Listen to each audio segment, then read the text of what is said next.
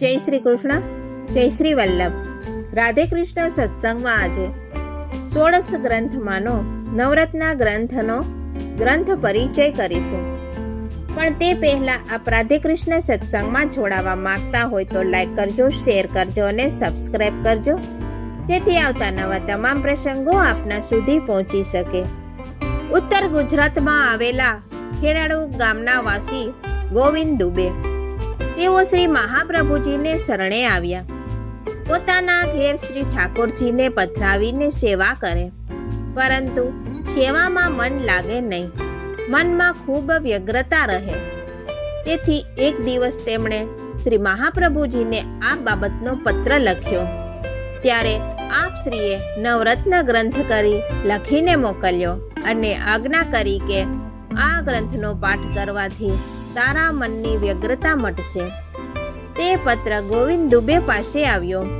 ત્યારે તેઓ પ્રસન્ન થઈને નવરત્નનો પાઠ કરવા લાગ્યા.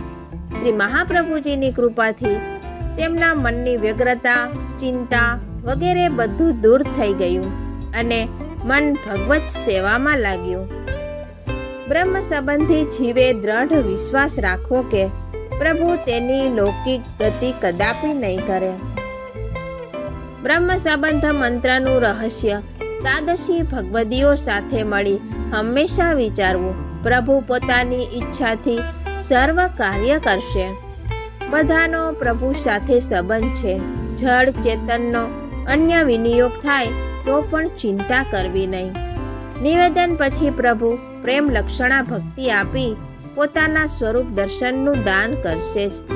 આત્મનિવેદનનો પ્રભુ અંગીકાર કરે જ છે, માટે તેની ચિંતા ન કરવી. પ્રભુ સર્વ સમર્થ છે. બધાના સર્વ દુઃખ અને પાપ નિવૃત્ત કરે છે. વૈષ્ણવને લૌકિક વૈદિક કાર્યોમાં વિઘ્નો આવે તો તેને ભગવદ કૃપા માનવી. ગુરુની આજ્ઞા પ્રમાણે સેવા કરવી. વિશેષ ભગવદ આજ્ઞા થાય તે તેમ કરવું. સદા સેવામાં ચિત્ત રાખવું. સેવામાં ચિત્તને ઉદ્વેગ થાય તો પણ તેમાં પ્રભુની લીલા માનવી. ચિંતા દૂર કરવાનો સૌથી સરળ ઉપાય અષ્ટાક્ષર મંત્ર શ્રી કૃષ્ણ શરણમ મમનું સતત રટણ છે. શ્રી નવરત્ન ગ્રંથનો પહેલો શ્લોક જોઈએ. ચિંતા કાપી ન કાર્યા નિવેદિતાત્મભિ કદાપિધિ ભગવાનપી પુષ્ટિ સ્થિતો ન કરિષ્યતિ લૌકિકીમ ચ ગતિમ. કે જે ભક્તોએ આત્મનિવેદન દ્વારા પોતાનું ઘર, કુટુંબ, ધન, દેહ વગેરે બધું જ પ્રભુને સમર્પણ કરી દીધું છે, તેમને કોઈ પણ સમયે કોઈ પણ જાતની ચિંતા કરવી નહીં. કારણ કે પ્રભુ કૃપા સાગર છે. તેઓ પોતાના ભક્તની લૌકિક ગતિ કદાપી કરશે નહીં. ચિંતા ઉત્પન્ન થવાનું સ્થાન આપણું અંતઃકરણ છે. અંતઃકરણમાં 4 અંગો છે: મન, બુદ્ધિ, ચિત્ત ને અહંકાર. આવું અંતઃકરણ જો પ્રભુમાં જોડાય તો તે સતત પ્રભુનું જ સ્મરણ કરતું થાય. તેથી તેમાં ચિંતા ઉત્પન્ન જ ન થાય. શરણે આવેલા ભક્તનું રક્ષણ અને ભરણ પોષણ પ્રભુ પોતે જ કરે છે. માટે જીવે દ્રઢ વિશ્વાસ રાખવો કે પ્રભુ જ મારું સર્વ સિદ્ધ કરશે. કોઈ વખત આપણી પરીક્ષા કરવા કે પ્રારબ્ધના ભોગ ભોગવવા માટે કંઈ મુશ્કેલી આવી પડે, તેમાં વિલંબ થાય તો પણ ચિંતા ના કરવી.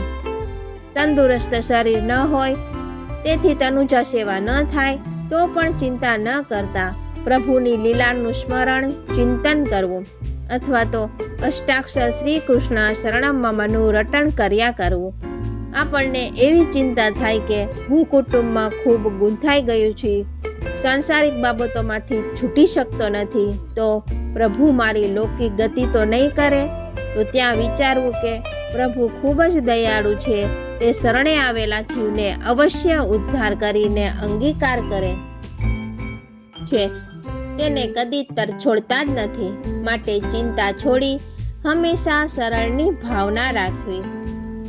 ચિંતા છોડી દેવાથી કદાચ સ્વચ્છંદી બની જવાય અને બહિર્મુખ થવાય. આમ ન થાય તે માટે શું કરવું તે શ્રી મહાપ્રભુજી બતાવે છે, જે બીજા શ્લોકમાં આવશે.